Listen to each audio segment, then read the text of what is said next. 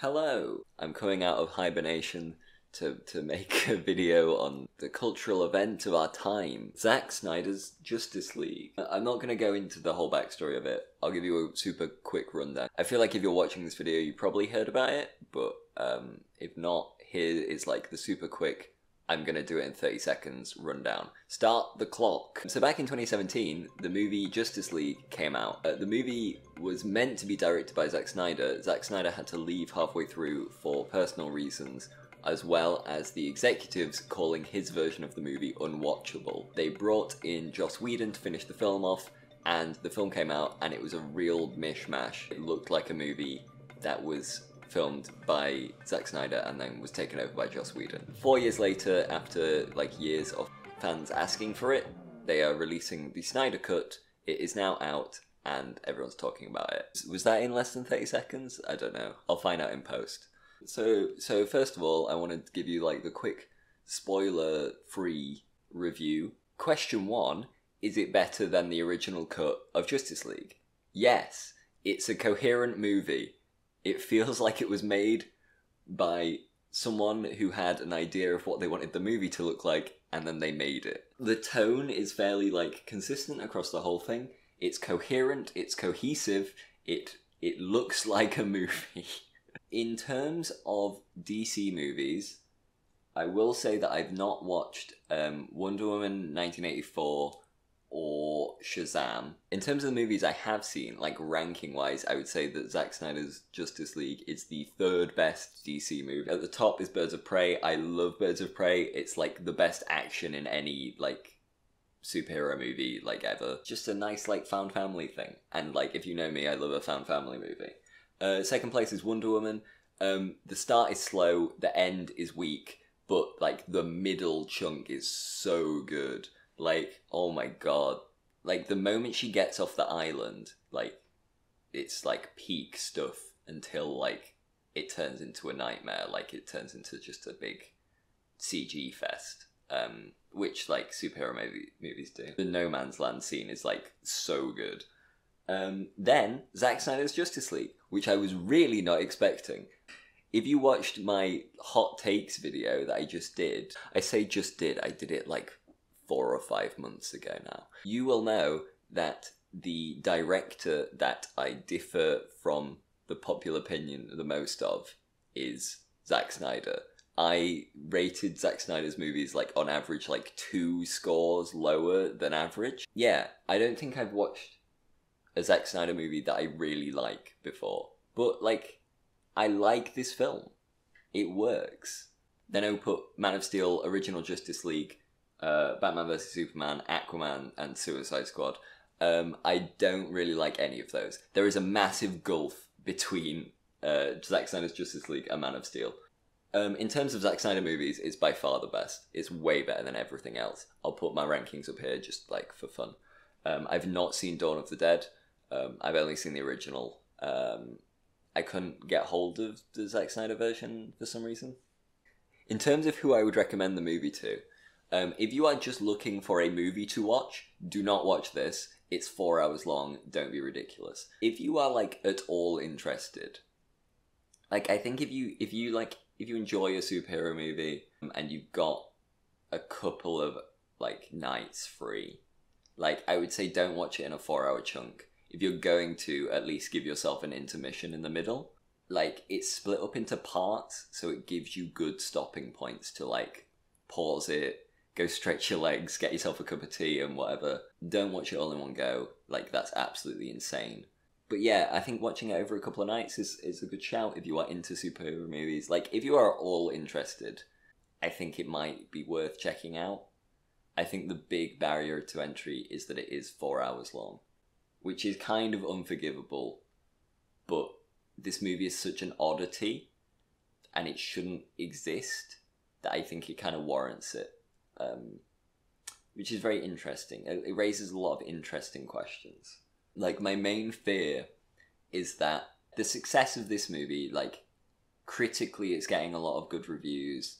I think it's about 75% on Rotten Tomatoes or something. It's getting watched a lot on all the streaming services that it's on. In terms of that, it's a really positive message for like not letting like studios meddle with the movie after it's been made. I've seen a lot of movies recently where like it's been messed about a lot in post because like studios got scared about the movie. So in terms of that, I think it's a very positive message. It's a good case for like auteur cinema, which like I think that's great nowadays.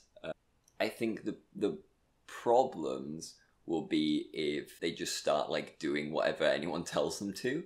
The worry is that any film that comes out that anyone is like not happy with and they go, oh, we hate this, you should have done this instead. And the studio will just like conform to that. Like they will just fall in line and be like, oh yeah, we're so sorry. We're releasing a new cut of The Last Jedi now.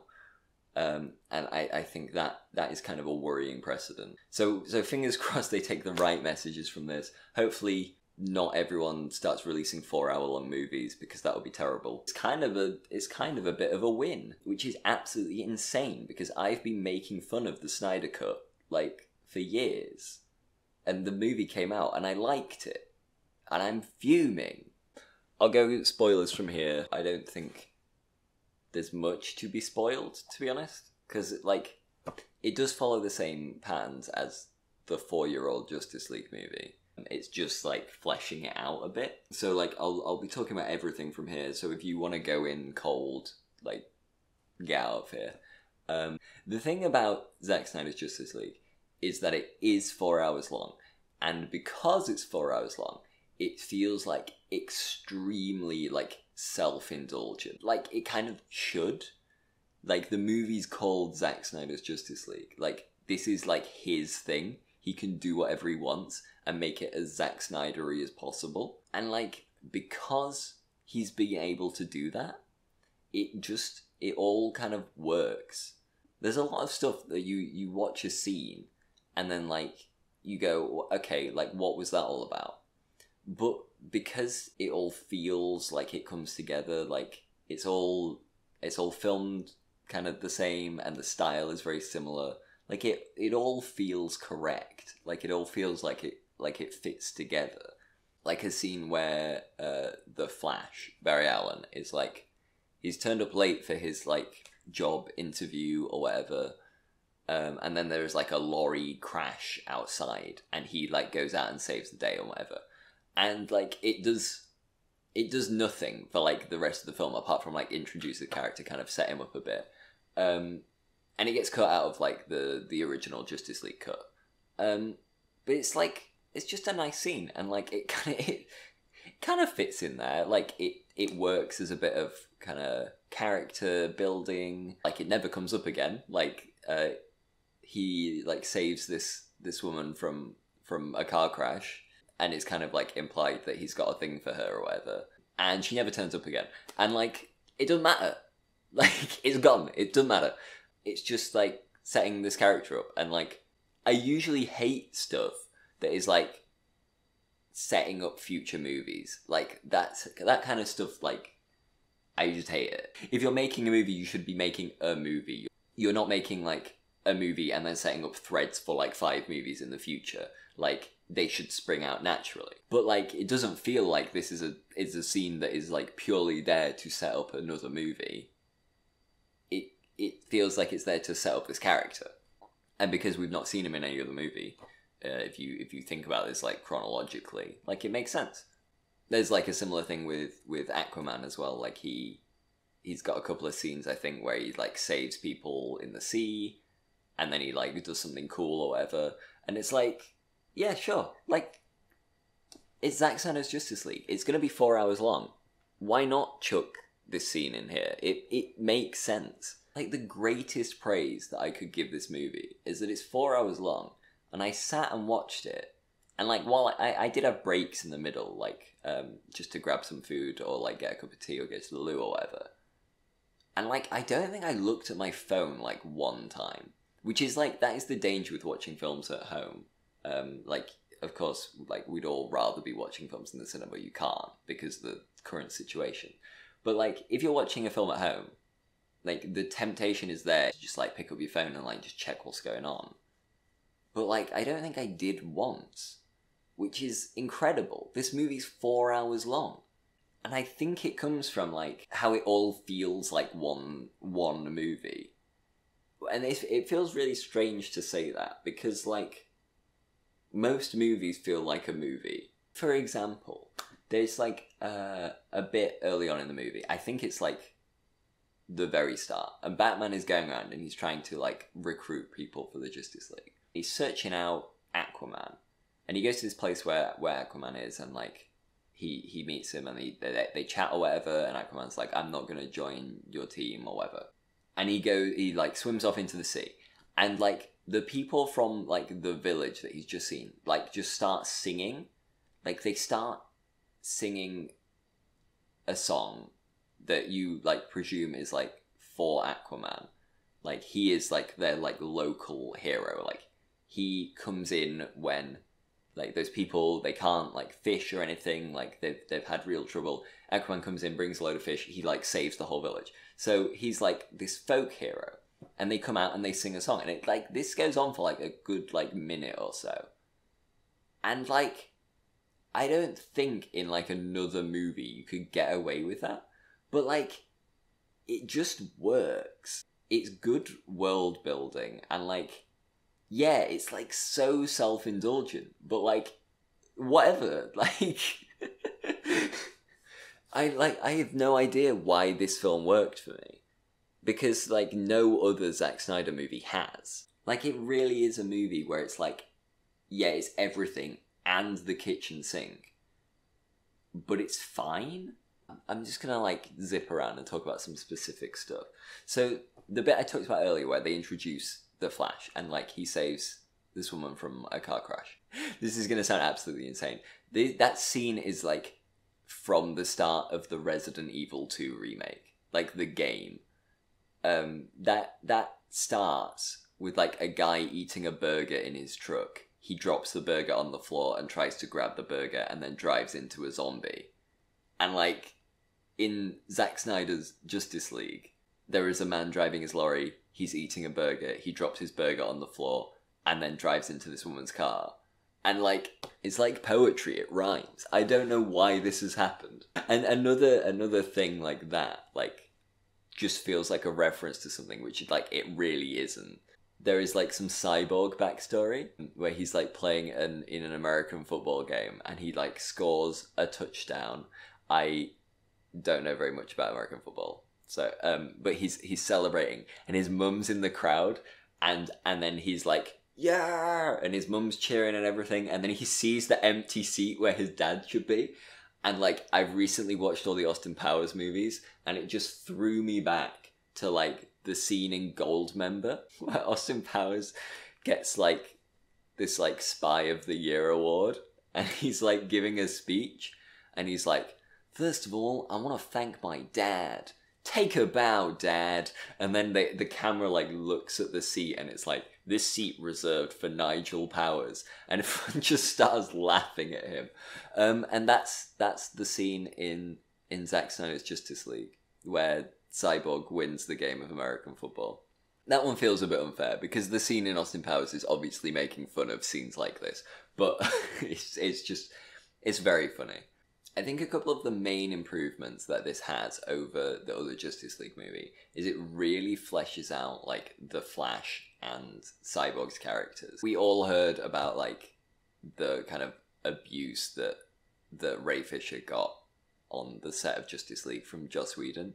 And, like, his, like, entire character got cut from the original Justice League movie. In this one, it's like, I don't want to say he's, like, the main character, but he's, like, probably the main character. He's kind of got the strongest character arc in the film. The performance is really good. Like, I think it's great. He's really fleshed out. And the relationship with his dad is really interesting. So I think, like, that is something that was really sorely missing in the original film.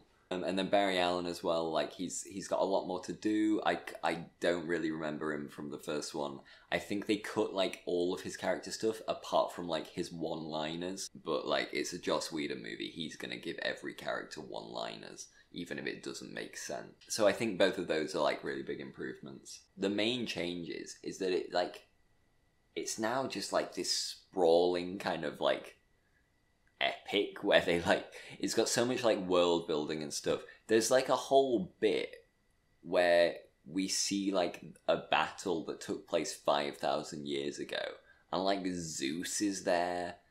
It's like, I don't know, usually I wouldn't care for this stuff, but like I think the whole reason that the movie works is that it's just so sincere. Like, Zack Snyder, he takes himself very seriously, I think, with his movies. Like, the stuff that is going on screen is, like, obviously ridiculous. But he's taking it, like, deadly seriously. And I think that's the only way you can do it. Like, in the Joss Whedon version of the movie, it's constant joke. Something serious is happening. We've got to lighten the mood. Sneak a joke in there. Like, we can't sit in anything too serious for too long. The Zack Snyder movie is like, it's 4 hours and you're just like in it. You're just like stewing in it. And that sounds like a really bad thing, but like, it just, yeah, it makes it all come together, I think, a bit better. In terms of stuff that I didn't really care for, I think Superman coming back to life is like definitely less rushed and less out of nowhere than it is in the original movie. But like, it's still kind of like, why is this happening? And also, like, shouldn't there be some more ramifications for bringing someone back to life? You're about 2 hours into the movie, and then they're like, we should bring Superman back to life. He's, like, the only chance of fighting Steppenwolf. And you're like, oh yeah, I kind of forgot that Superman was meant to be here. They're trying to, like, sneak Martian Manhunter in. So there is, like, 2 scenes with him in.